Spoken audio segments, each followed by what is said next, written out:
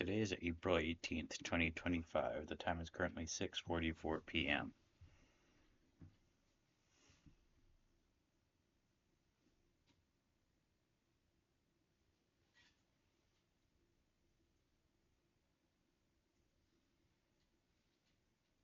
What's the worst sandwich you've ever had? Um,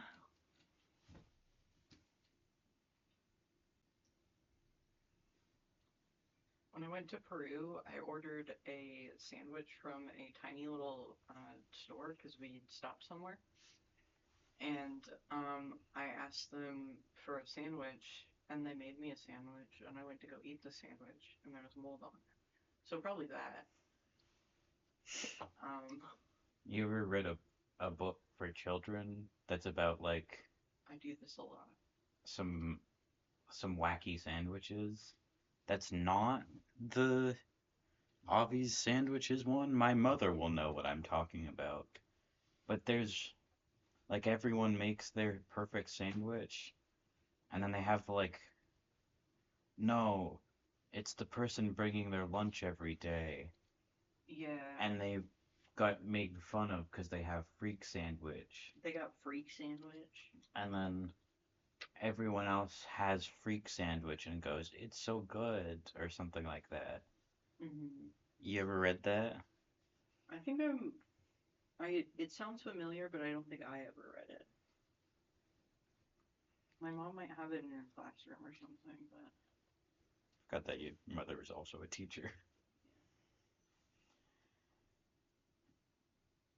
Did you read Sideways Stories from Wayside School? no.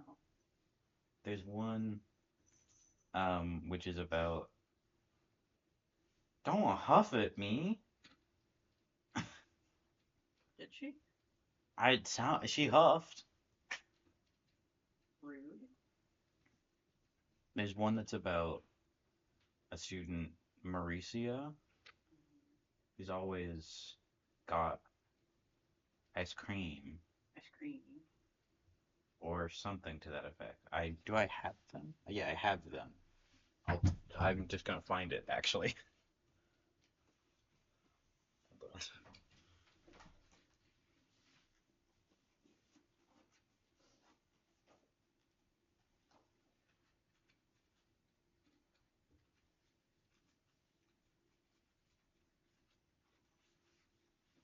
Uh, What?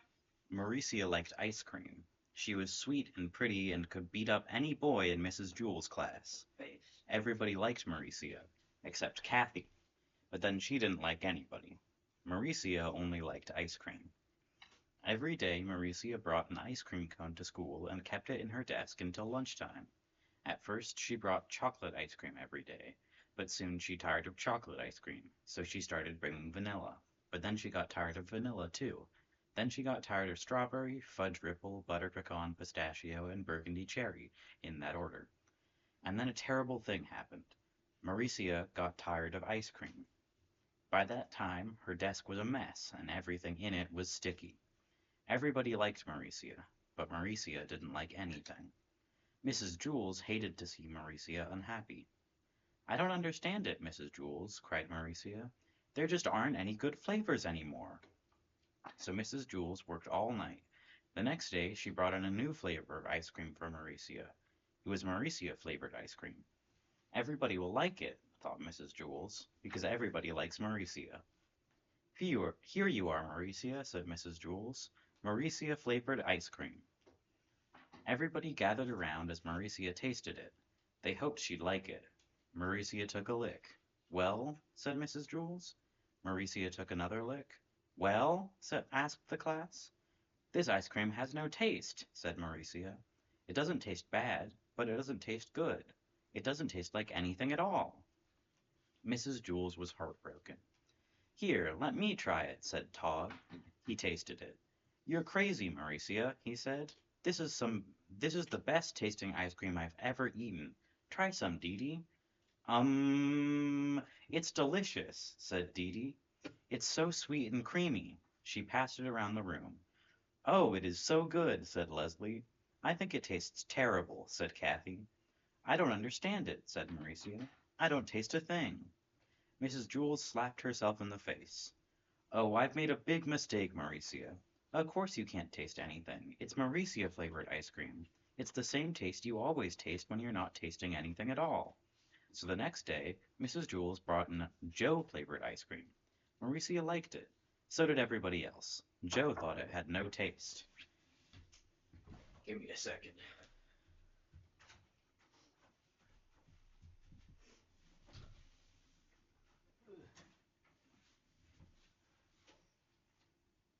Everybody liked Mauricia.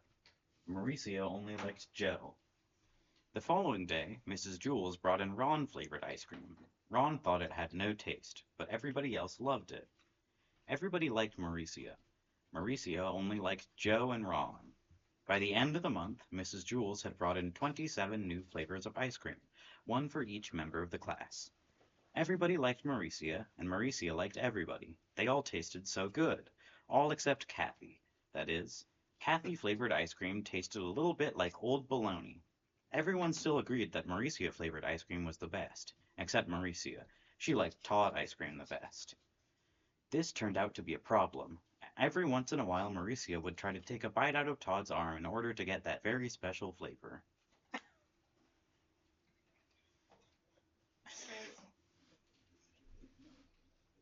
It's sideways stories from Wayside School. That's so normal for that. A really funny thing to walk in on. I I guess not having the schema of Wayside Stories, that sounds insane. But like that's standard affair. And honestly, pretty tame. Yeah, Uh I believe it. hold on, I shouldn't have put them away. Find the story that I reference the most. See, I don't know which one it is though. Because I don't remember which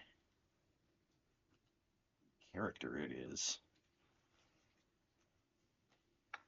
Oh, is it Todd?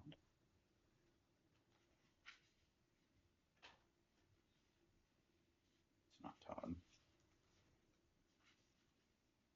Calvin. Nope, it's not Calvin.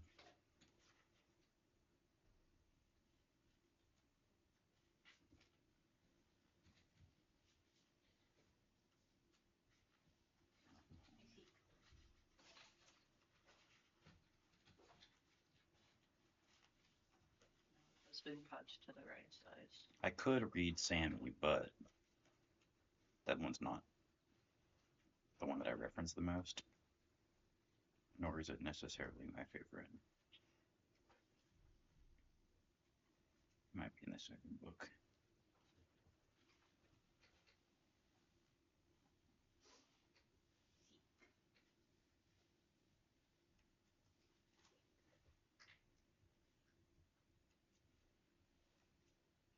What a stretcher.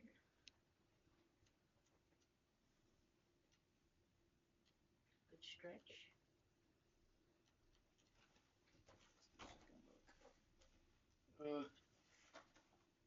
Okay. Calvin's big decision.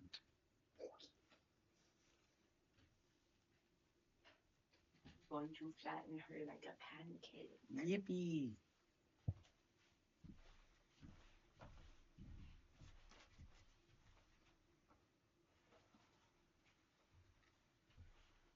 It's not Calvin's big decision. That's the one about him getting a tattoo. What the fuck? He gets a tattoo of a potato. How old is he?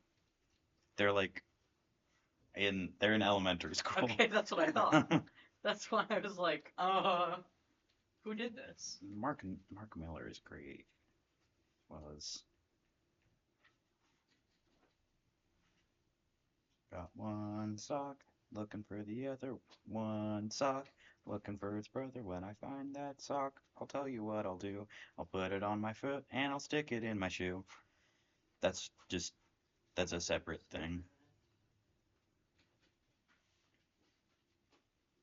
Ah, it's Myron. Lucy. Lucy. Myron crumbled a cracker on the windowsill next to his desk. then looked away. He knew oddly. He knew. What? He knew oddly came only when nobody was looking. A little while later, a bird landed on the windowsill and ate the crumbs. Myron watched him out of the corner of his eye. It really looks like it says Comer. Homer on his eye. He was a black bird with a pink breast. Myron had named him oddly. Myron had named him oddly. This is hard to read aloud, just on the fly. Is that your dumb bird again? Asked Kathy. Damn. No, said Myron. Audley is not my bird. I don't own him. He doesn't live in a cage. Audley is free. You're a bird brain, said Kathy. Myron watched Audley fly away. It made him sad and glad at the same time. He wished he could fly away across the sky with Audley. Audley probably thinks I live in a cage, he realized. Whenever he sees me, I'm sitting in this same desk. He probably thinks this desk is my cage. So Myron got out of his chair and sat on the floor. Myron, what are you doing out of your seat? Asked Mrs. Jules. I want to sit on the floor, said Myron. Several kids laughed. Get back in your seat, ordered Mrs. Jules. Myron reluctantly returned to his desk. I do live in a cage, he thought. I'm not allowed out. I have to stay in my cage until the bell rings. Then I have to go down the stairs. Then, when it rings again, I have to go up the stairs. Then when it rings again, I have to go down the stairs. Then when it rings again, I have to go up the stairs. I'm never free. The bell rang. Myron went down the stairs. It was so crowded with kids rushing to recess that he couldn't stop if he wanted. It was as if someone had lifted his cage and was carrying him down the stairs. The bell rang again. Myron went up the stairs. At lunch, the bell rang again. Myron went down the stairs. After lunch, the bell rang again. Myron stood at the bottom of the staircase and looked up. No, he declared. I won't go. I have to be free. As all the other kids rushed past him, he eased his way around to the back of the stairs. As everybody else went up, Myron went down to the basement. And it does that fun thing. He nervously walked down the old creaky staircase. He didn't know what he'd find or what would find him. He had heard that dead rats were living down here, or worse, maybe even Mrs. Gorf. Mrs. Gorf was the meanest teacher Myron had ever had. She used to be the teacher on the 30th story before Mrs. Jules took over, but nobody believed that Mrs. Gorf was really gone. Everybody said she was still lurking somewhere in Wayside School. He stepped off the last step at the very bottom of Wayside School. It was too dark to see. Somewhere he heard a drip that echoed all around the cold and damp room. With his arms outstretched, he stepped across the gritty floor. His hand struck against a large, fat pipe with his head. The pipe felt like it was covered with 1,000 spider webs. Still, Myron kept his finger on the pipe as he walked, so he wouldn't get lost. As long as he stayed with the pipe, he knew he'd be able to find his way back to the stairs. Something crawled across his hand. He shook it off, then continued walking. He thought he heard footsteps behind him. He stopped walking. The sound of the footsteps continued for a second, then stopped. He started again, then stopped. The footsteps stopped a few seconds later. He wasn't alone. It was too dark for Myron to see who was following him, but he realized that meant the person couldn't see him either. Whoever was coming after him had to have been following along the pipe too. So Myron left the safety of the pipe and headed blindly across the basement. The footsteps continued behind him. He stopped. The footsteps stopped too. He bent down, then untied and took off his right sneaker. He threw it toward the other side of the basement. He heard it hit on the floor, then the footsteps started after it. Very quietly, he took off his other sneaker and threw it in the same direction. He never heard his shoe hit the ground. The footsteps started after him again. He started to run, but he slipped in his socked feet on a spot of slime. His hands hit loud and hard as he fell on the cold floor. The footsteps came hurriedly toward him. He held his breath and tried to be as quiet as possible. A light turned on above his head. He screamed. I believe this is yours, said a bald man. He was holding Myron's left sneaker. Next to him were two men with black mustaches. One of the men held a black attaché case. Myron shook his head. That's not my shoe, he said. I never saw it before. The bald man glanced at Myron's shoeless feet.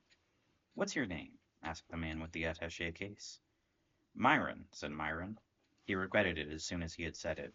He wished he had made up a fake name. The man opened his attaché case. How the fuck do you say that? Attaché. I don't like the flow of it. Ruins that shit. And took out a notebook. Okay. Myron, he repeated as he thumbed through the notebook. You're supposed to be in Mrs. Jewell's class, at the desk next to the window in front of Sherry. What are you doing out of your cage? I mean, seat, asked the other man with a mustache. I just want to be free, chirped Myron. Please don't hurt me. If you let me go back to Mrs. Jules's room, I'll never come down here again. Well, do you want to be free, or do you want to be safe? Asked the bald man. Huh? Asked Myron. You can't have it both ways, said the bald man. Do you want to be safe? Asked one of the men with the mustache.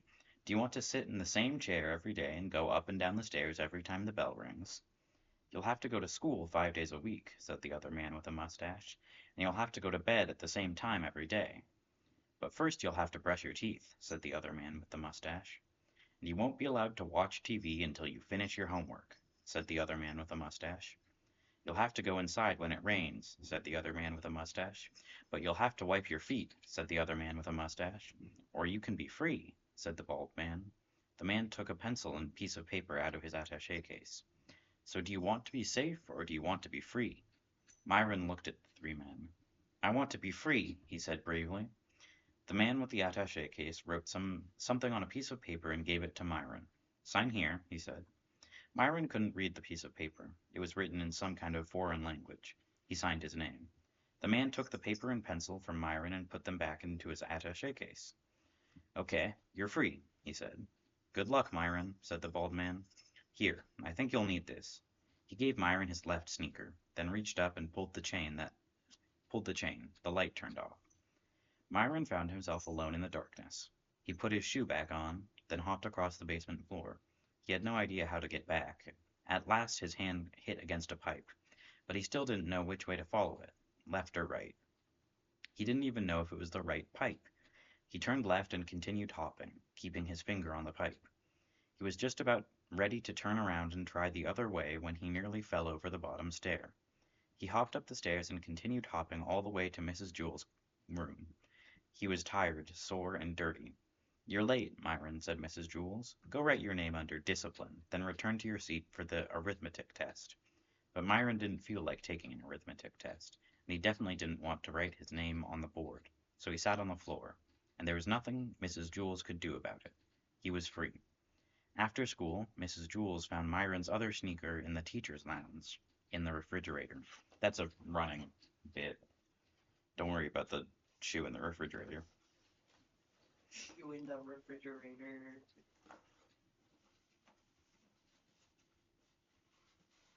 So, that's Segway Stories from Wayside School.